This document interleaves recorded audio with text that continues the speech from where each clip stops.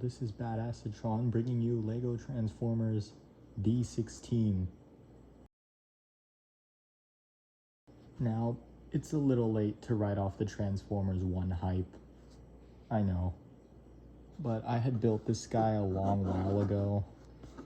I went to go see Transformers 1 and I absolutely adored D-16's design. The U-Tank is just so cool to me, and I love it. It also gave me an excuse to create a G1 Megatron that transformed into a tank and not a Walter P-38. So that's pretty cool. You can tell he's... if you look carefully, you can kind of tell he is just a robot doing yoga, but if you look at him from far away, he's abstract enough. Obviously, he's got the treads. I've used these grill pieces to represent part of the tread, but they are oriented sideways. Also, not to mention these 1x1s here are not treaded. That's just parts limitation, but I think it gets the job done. We've got the sloped front of the tank, which I think looks very nice. We've got these small back treads here, which are orientated outward, mainly due to accessories in robot mode. We've got these round pieces along the back, which have thrusters in the back, along with this piece. I left this piece here for stability. I think it's really just kind of kibble, but I think it blends in with the robot or the vehicle mode well enough. I really love how I came up with the tank barrel, taking the flame effect off. I think it's just a really nice design. The biggest flaw I have with this thing, besides all the incorrect coloring, is that this is his head right here. This blob in the center of it, this is his head. It is basically just sitting there right under the cannon, and it doesn't look very good. Of course, it doesn't mind me that much, hence why it's still visible, but I know it's going to annoy some people. And for those who want a size comparison, here he is with the minifigure. This is not accurate at all. This is a very small tank. Also, the cannon can go up and down, and technically rotate left and right, but you gotta kind of align these tiles, and then you can get him pointing to the side. All right, let's get into the transformation. This guy was heavily inspired by the Studio series, and if you have seen the Studio series, this will probably annoy a lot of you. We are going to remove the cannon. Yes, I know parts forming in a LEGO Transformer are absolutely criminal, but the Studio series did that, so I get a pass. Coming down to the legs, first we're gonna move these out for clearance. The grills fell off. We're gonna rotate them 180 degrees, these bricks here, and they will rotate down like so, and this will fall off again. Okay, just getting the grill pieces out of the way because they're infuriating me. We'll rotate them to kind of align with the shin here, along with these top slopes. And the fronts of the treads will fold up, and we can straighten it out, rotate, and fold it back down. Just kind of spin the legs around And then this will kind of rest on the front slope part that was originally the front of the tank. Next, come to this back section, rotate that, not necessarily all the way down. We're going to take this peg piece here, fold that down, rotate it, and it will kind of, there's this little gap right here in this area between these two clips and this tile, where we can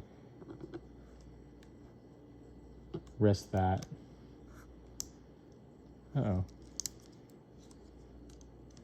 we can rest that there.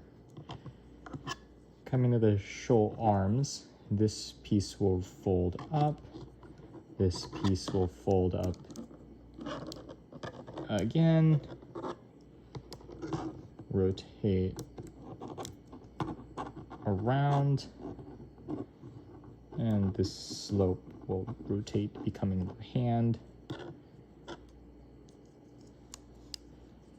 And we can rotate the shoulder like that. Let me see if I can actually camera away, so hopefully you can actually see the shoulder transformation this time.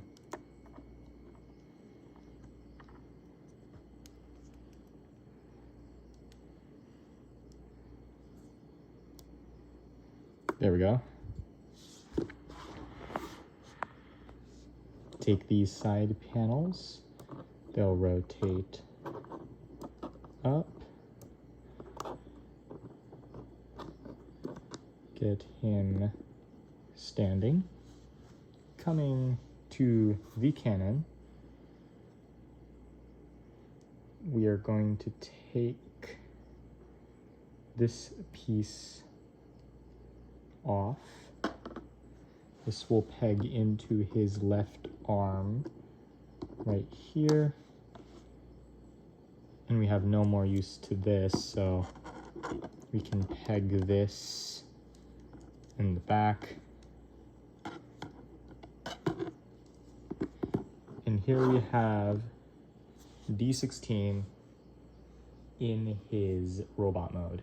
Now, a lot of people are going to be mad at me for parts forming, and a lot more people are going to be even madder about the fact that one of the parts formed pieces doesn't do anything. It literally just sits there. It's not even, it doesn't even help him stick together in any way. It literally just sits on his back. I couldn't think of a better way to attach it to him. Maybe I could have, but frankly, I don't care enough.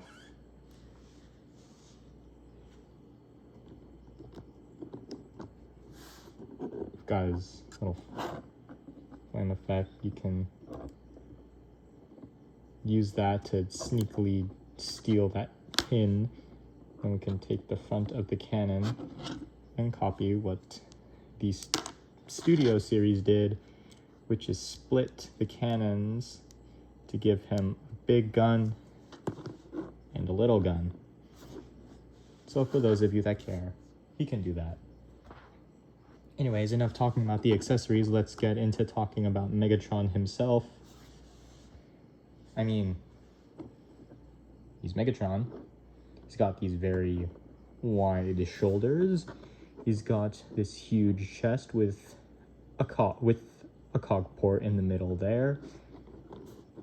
He's got his oversized cannon on one hand, the itty bitty cannon on the other. Of course, you could have them merged to be one big cannon if you so prefer, but for the sake of being quick, I'm just gonna leave it as is.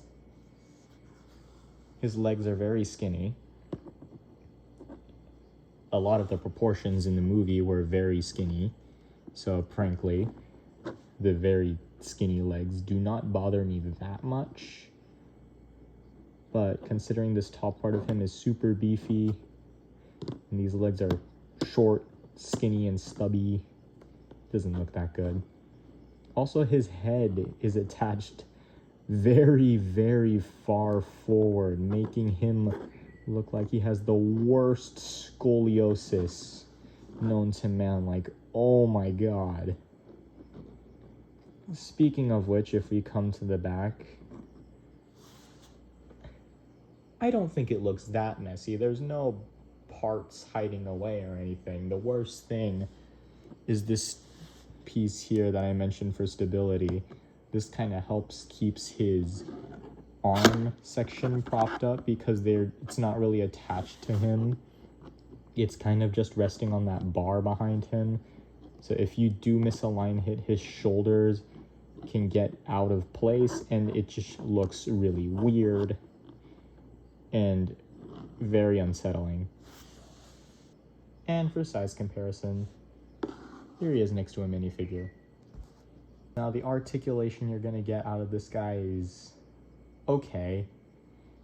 The main issue with him is the fact that his shoulders aren't physically attached to his body at all, so it can get very weird trying to articulate those. They can move in and out. They can move in and out, technically up and down, but like I said, it's not attached to the shoulder, or it's not physically attached to him in any way, so it's gonna look very weird. He has a bend at, I suppose we could call this the elbow, I guess. I don't really know. It doesn't bend all the way because of parts, and coming to these side connectors that the cannons connect to, this is the reason why in alt mode he can't actually fold them in all the way. And his hands can move left and right. On the Studio Series version, the outer part of his hands still have the shreds look on them, so it looks really weird. But because Lego is Lego, I don't have that problem. Hooray. His head can look up and down, just barely left and right. I say barely because with the piece I have, this clip is kind of loose, so if I were to rotate his head any way at all, usually the clip kind of just threatens to pop out like that, and I do not like the feeling of that. Coming down, his legs can move forward and back, in and out. He has a bend at the knee, and his foot can move forward and back. No outward movement, and people are gonna kill me for this. There is no waist swivel. Please don't hurt me. But that's practically all the articulation you're gonna get out of this guy. He's not going to be getting into very many poses, but I personally don't think he needs to. Having him just stand there, he already looks very, very imposing, and I just think he looks super cool. I also want to mention really quick that I did rip off Student Scissors' D-16 head design. I did not try to make it subtle in any way. It's literally just his head design. So, yeah, if any of you go in the comments to try and accuse me of rip-offs, know that I mentioned that. That's all I have to say about D-16. So rise up, and I'll see you next time.